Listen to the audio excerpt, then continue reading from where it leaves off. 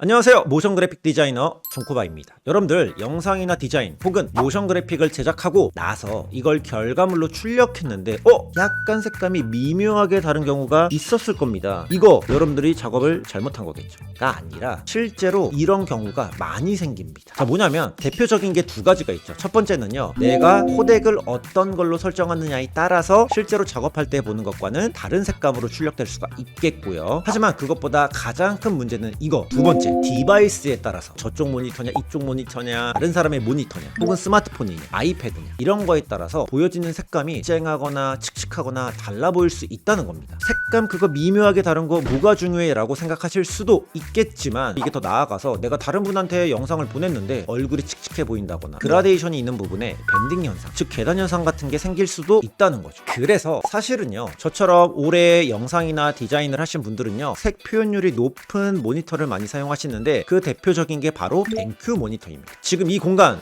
스튜디오에도요, 벤큐 모니터 3개나 쓰고 있거든요. 실제로 이 벤큐 모니터가 내가 보는 눈으로 정말 현실에 가까운 색을 재현하기 때문에 그런 이유에서 많이 쓰기도 합니다. 만 아무리 좋은 모니터라고 해도요, 우리가 모니터 하나만 씁니까? 우리가 영상 작업할 때 혹은 디자인할 때 최소한 듀얼 모니터 쓰잖아요. 물론 뭐 게임할 때도 쓰겠죠. 넷플릭스 볼 때도. 그렇지만 그러다 보니까 이 두 개의 모니터가 또 색감이 달라 보이는 경우가 있습니다. 내가 첫 번째 모니터에서 작업을 했는데 옆에 모니터로 넘어가면 색감이 완전 다른 경우 분명히 있어요. 그래서 벤큐에서 이 두 개의 다른 모니터의 색감을요, 똑같이 동기화할 수 있는 소프트웨어가 나왔습니다. 이거요, 모니터끼리도 되지만 맥 디바이스랑도 호환이 됩니다. 정확하게 색을 똑같이 맞춰서 작업하고 우리가 두 눈으로 볼 수가 있다는 거죠. 한마디로 이 모니터의 컬러나 밝기를 조절하는 캘리브레이션 작업을 매번 할 필요 없이 한번 동기화 시켜두면 끝이라는 겁니다. 자, 그래서 제가 한번 이 두 개의 모니터가요, 동기화를 시키면은 진짜 완벽하게 똑같아지는지 바로 보여드릴게요.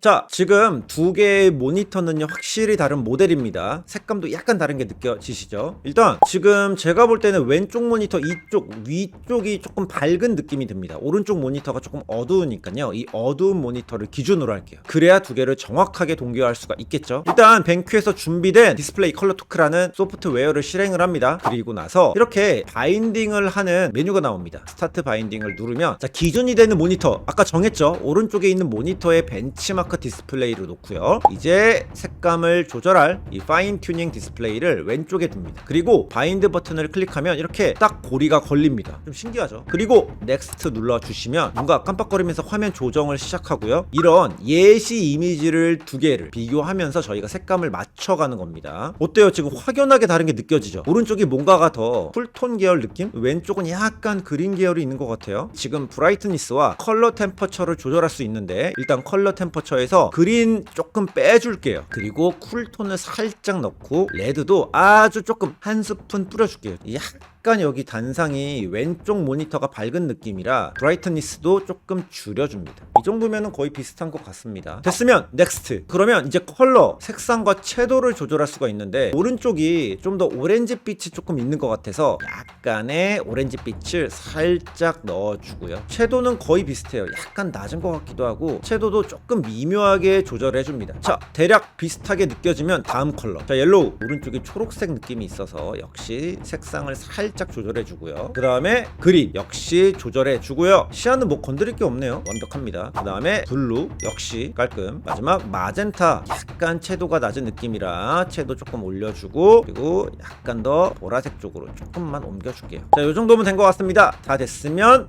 넥스트. 자, 그러면 마지막 최종 결과가 나오는데 어때요? 와, 이제 거의 비슷한 느낌이죠. 여기에 있는 회전 버튼 누르면요, 이렇게 이미지를 위치를 바꿔가면서 두 개의 모니터가 확실하게 동기화가 됐는지 확인할 수 있고요. 그리고 여기에 비포 클릭하면요, 동기화 하기 전 확실히 좀 더 밝고 뭔가 두 개가 맞지 않는 느낌인데, 애프터를 다시 눌러보면은 정확하게 거의 진짜 똑같이 동기화가 된 걸 볼 수가 있습니다. 그럼 이제 앞으로 작업할 때에도 전혀 걱정 없이 영상 디자인 만들 수 있겠죠. 제가 지금 두 개의 모니터로 비교를 했지만 실제로 맥 디바이스랑도 굉장히 연동이 잘 되고요. 혹시 모르니까 이렇게 일러스트로 한번 두 개를 비교해보면 나침판 안쪽까지도 색감이 사실 차이는 진짜 거의 느껴지지 않습니다. 색상도 거의 비슷한 느낌이고요. 진짜 완벽했다.